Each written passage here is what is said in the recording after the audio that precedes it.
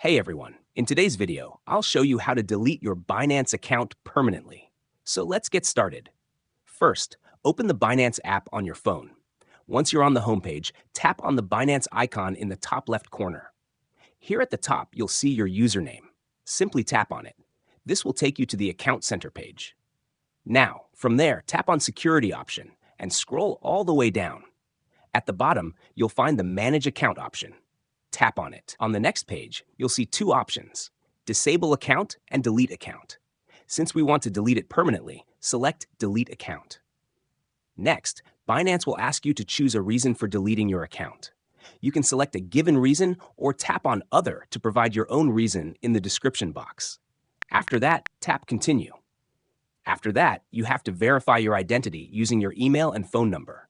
Once you complete that verification, tap on Delete to confirm the process. And that's it. Your Binance account will be permanently deleted.